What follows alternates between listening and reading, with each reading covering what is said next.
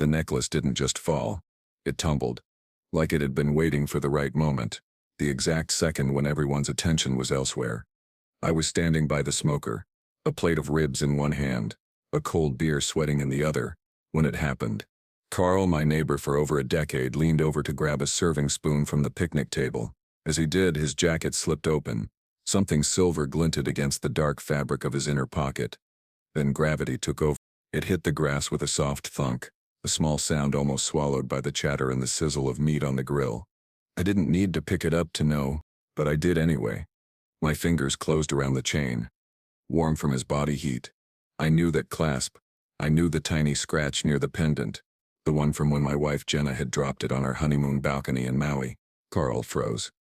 His eyes darted to mine for half a second, too quick for anyone else to notice. But not me. I saw the recognition. I saw the panic. Before we continue, please subscribe to the channel and let us know where you're listening from in the comments. My name is Evan.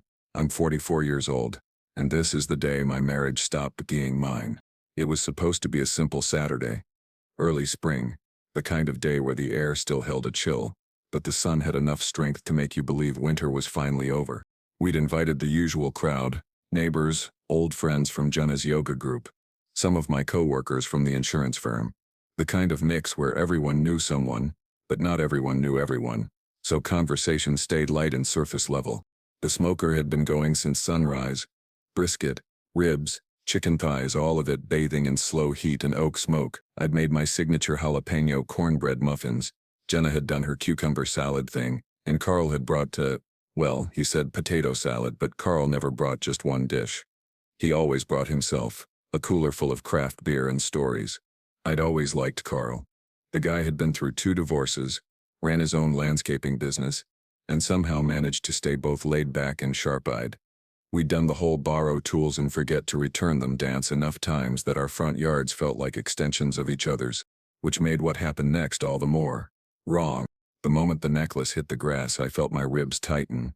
I crouched down slow, like I was just picking up a bottle cap or some dropped utensil. But when my fingers closed around that silver chain, I could feel the years of familiarity. I stood, held it up between us. The pendant spun in the sunlight. She must have dropped it, Carl said too quickly. He didn't reach for it. His hands stayed in his jacket pockets, thumbs twitching. I tilted my head. Jenna, he said, and finally looked me in the eye. I think she, must have left it at our place last week when he stopped himself. Not because he realized what he was about to say, but because someone else walked up with a plate. Hey, you two hiding the good beer over here. It was Tom from down the block, grinning like nothing in the world could be wrong. Carl laughed too loud. I smiled too tightly. Here's the thing about moments like that. They don't explode. They bleed. You think you're fine, you think you'll pocket the evidence and deal with it later. You think you can keep talking about the weather and the smoker temperature while the ground beneath you starts shifting. But once you've seen it, really seen it, you can't unsee it. I walked back to the patio where Jenna was talking with 3 other women, her laughter spilling out in little bursts between sips of wine. She looked good. Really good. Her hair pulled back. The kind of summer dress she always wore to these things, casual, but cut just right to remind me of when we first met. I slipped the necklace into my pocket before she could see it. She smiled when she noticed me. Hey, babe. Need a refill? Not yet, I said. My voice sounded normal. Too normal. You talked to Carl yet? Carl? She tilted her head like she needed to remember which Carl. But we only knew one. Yeah. He's here. Oh, she said, sipping again. Not yet. Why? The rest of the afternoon blurred. I watched her from the edges, catching little glances between her and Carl that no one else seemed to see. Not long, not lingering, but every laugh he got from her felt like it pulled another thread from my chest. By the time the sun dipped low and the last guests started leaving, I'd made a decision. I wasn't going to confront her here. Not yet. No, I was going to let this play out just a little longer. I needed to see more, to catch the shape of it, to know exactly what kind of betrayal I was holding in my pocket. But I also knew this: whatever I found, I'd make sure Carl regretted the day he ever set foot in my yard. That night, while Jenna showered, I opened my laptop. I typed "infidelity lawyer" near me into the search bar. I didn't click on any of the results, not yet, but I left the tab open. Just as I was about to close the lid, I heard the bathroom door open. She stepped out, steam curling around her. "You look like you've seen a ghost," she said. I lowered my voice. "Maybe I have." She didn't wait for me to explain. She just walked past, towel wrapped around her like armor, and disappeared into the bedroom. I sat there for a minute, staring at the steam still hanging in the air. My beer from earlier was still on the coffee table. Warm now. I picked it up, took a slow sip, and tried to remember the last time Jenna and I had looked at each other the way she'd looked at Carl today. Couldn't do it. I didn't sleep much that night. She fell asleep almost instantly, her back to me, her breathing deep and even. I lay there with my eyes open, listening to the soft hum of the ceiling fan, thinking about the necklace in my nightstand drawer, that scratch on the pendant, the one I'd noticed on our honeymoon. You don't forget things like that. I didn't need a confession to know, but I still needed proof, real proof. Because there's one thing my years in insurance had taught me. Suspicion without evidence is just paranoia. And paranoia can get turned back on you real quick. The next morning was quiet. She made coffee, kissed my cheek, and said she had errands to run. That was normal enough. She always did her Sunday grocery trip early. But when I heard her car engine start and then stop again just 5 minutes later, I went to the window. She wasn't at the grocery store. She was in Carl's driveway. I didn't move right away. I just stood there, blinds barely parted, watching her walk up his front steps like she'd done it before, like it wasn't new, like it wasn't wrong. When the door opened, Carl was there. No smile, no surprise. Just stepped aside and let her in. The door shut. I sat down at the kitchen table and pulled out my phone. There's a certain kind of calm that comes over you in moments like this. Not peace, not acceptance, but a cold, methodical focus. I called an old client of mine, a guy named Derek, who'd once been neck-deep in a fraudulent workers' comp case. He owed me. "You still got that cousin who does, personal work?" I asked. Derek didn't hesitate. "Yeah, discreet. Expensive. I'll pay," I said. "I need photos, dates, times." By noon, Jenna was back. She carried a grocery bag with 2 things in it: a loaf of bread and a single bottle of olive oil. The kind of trip that says I wasn't where I said I'd be. "How was it?" I asked, leaning in the doorway. She blinked. "The store? Yeah, the store. Fine." She set the bag down. "Why?" I shook my head. "No reason." For the next week I barely spoke to her. Not because I couldn't, but because silence is a better tool than shouting. It gives the other person space to dig their own grave without realizing you're handing them the shovel. On Wednesday I got a text from Derek's cousin. 3 photos. One of Jenna walking into Carl's house in the middle of the day. One of her through the living room window, wine glass in hand, laughing at something out of frame. One, and this one hit like a hammer, of her sitting on the arm of his couch, his hand on her thigh.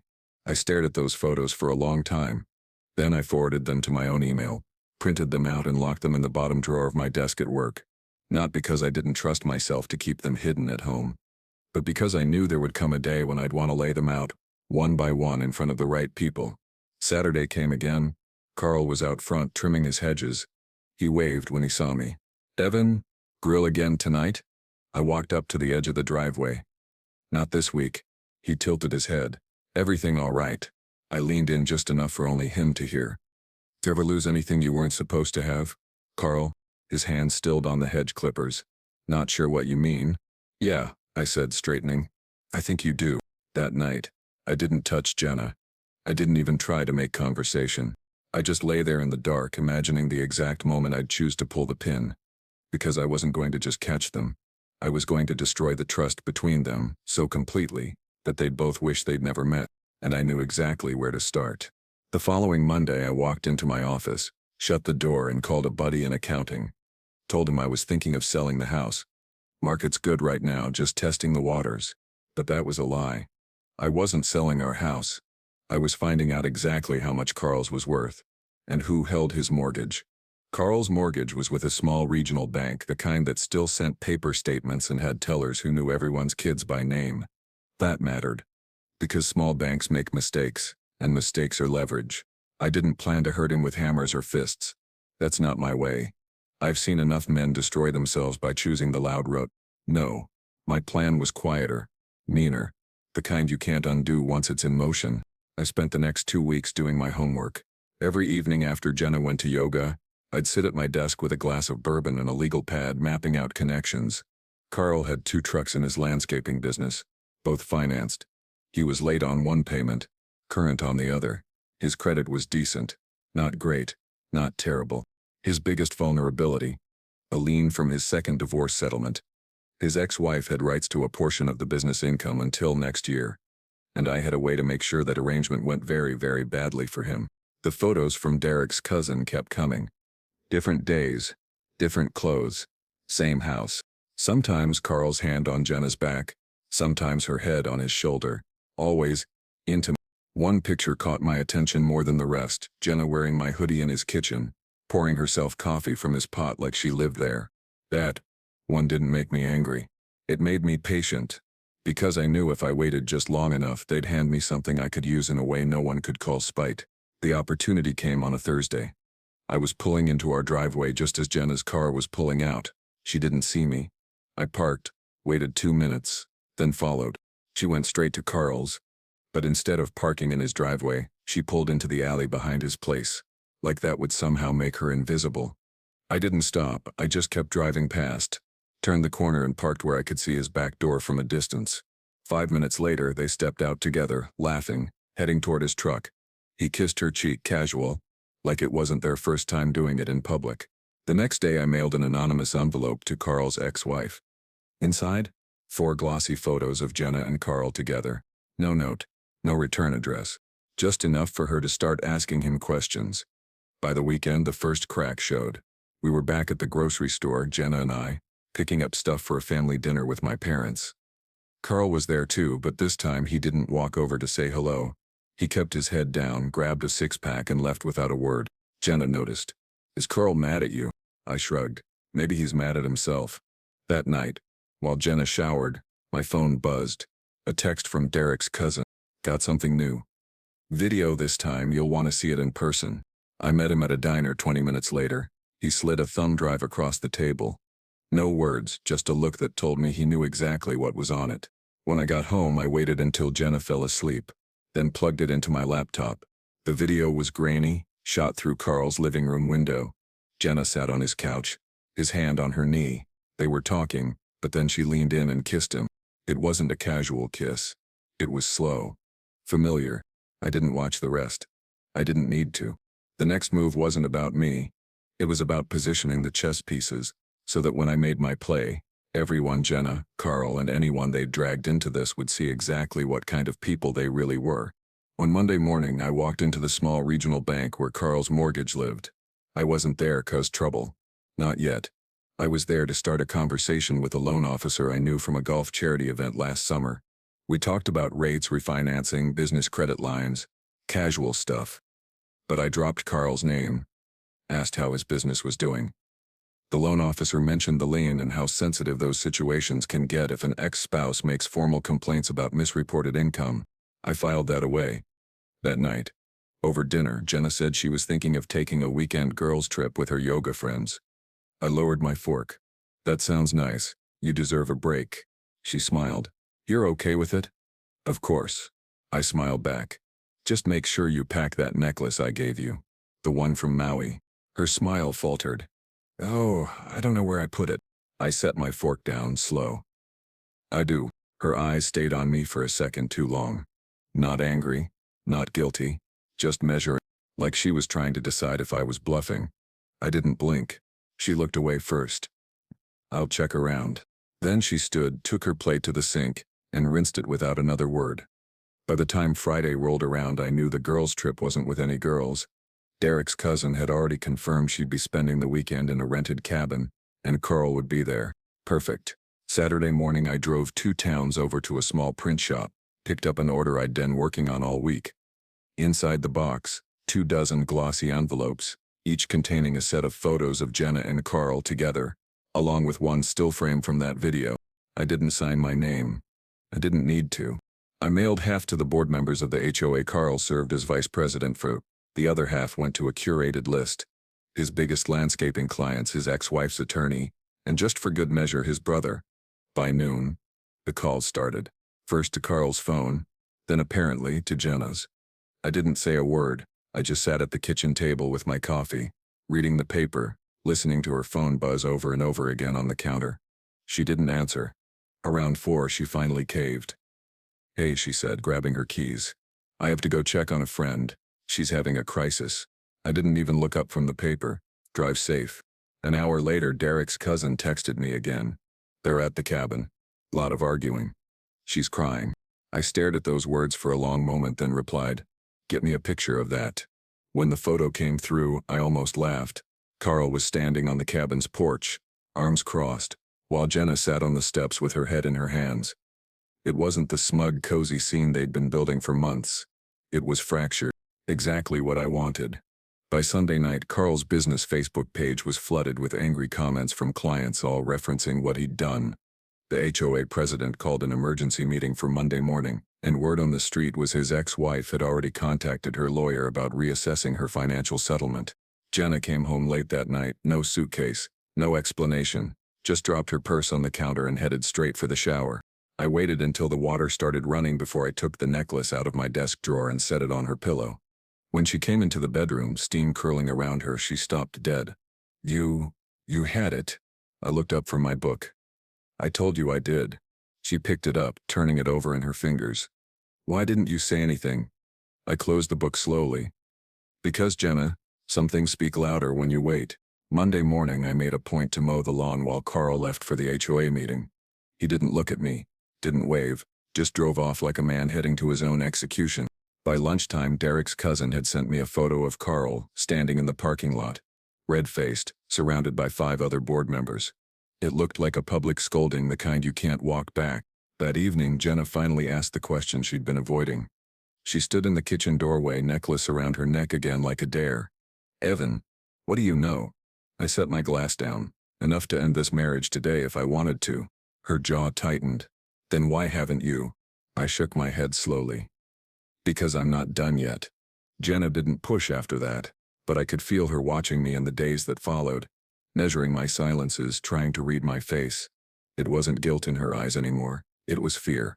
Good. Carl's life was already unraveling. By midweek, he'd been removed from the HOA board. The ex-wife's attorney had filed a motion to review his income statements, which meant every dollar that had slipped through the cracks in the past year would now be dragged into daylight. And his biggest commercial landscaping client had temporarily suspended their contract pending internal review. I knew that was corporate speak for "we don't want your name anywhere near ours." I hadn't even made my final move yet. That Friday, Jenna told me she was going to stay with her sister for a few days. I let her, gave her a polite smile, even carried her overnight bag to the car. As soon as she was gone, I pulled out the small stack of manila folders from my desk. Each one contained every photo, every video, every time-stamped report Derek's cousin had collected. Not just of Jenna and Carl, but of the times she'd lied to friends, to family, to anyone who'd listen. At the top of the pile was a single envelope with her name on it. Saturday afternoon, my parents hosted their annual family barbecue. It was a big thing. Aunts, uncles, cousins, neighbors. I'd told Jenna about it weeks ago. She'd claimed she might not be able to make it. I made sure Carl was invited, through a mutual friend, of course. The yard was full by 5 o'clock. The smell of grilled burgers and the sound of kids laughing filled the air. I played host, shaking hands, pouring drinks, acting like a man who wasn't carrying a live grenade in his back pocket. When Carl arrived, I greeted him like nothing had happened, shook his hand, patted his shoulder, watched the relief flicker across his face. A relief that lasted about 30 seconds, because that's when Jenna walked in. Her eyes found mine first, then drifted past me, and locked onto Carl. The air between them tightened. No smiles, no casual nods, just 2 people who'd been cornered without realizing the walls had been moving all along. Half an hour later, I tapped my glass for attention. "Hey everyone, before we eat, I want to share something." I pulled out the envelope with Jenna's name on it. "These," I said, holding it up, "belong to my wife. But I think it's time a few of you saw them too." I handed the envelope to my father, the most unflappable man I know, and told him to pass it around. One by one, the faces in the crowd changed. Curiosity turned to confusion. Confusion turned to disgust. Jenna's voice cut through the murmurs. "Evan, what the hell is this?" I met her gaze. "It's the truth, Jenna. The kind you don't get to rewrite." Carl didn't wait. He walked out the side gate without a word. Jenna stayed frozen until my mother put a hand on her shoulder. Not in comfort, but in the kind of pity that burns worse than anger. You should go, my mother said softly. And she did. By Sunday night her sister had called, asking if I was really ending things over a few photos. I told her it wasn't over the photos. It was over everything they proved. On Monday, I filed for divorce. Included every piece of evidence in the filing. In our state, infidelity impacts property division, which is why 6 months later the house, the retirement accounts, and even the car in her name weren't in her name anymore. Kyle, he lost his business within the year. Between the ex-wife's settlement adjustments and the client exodus, he sold his trucks and moved 2 counties over.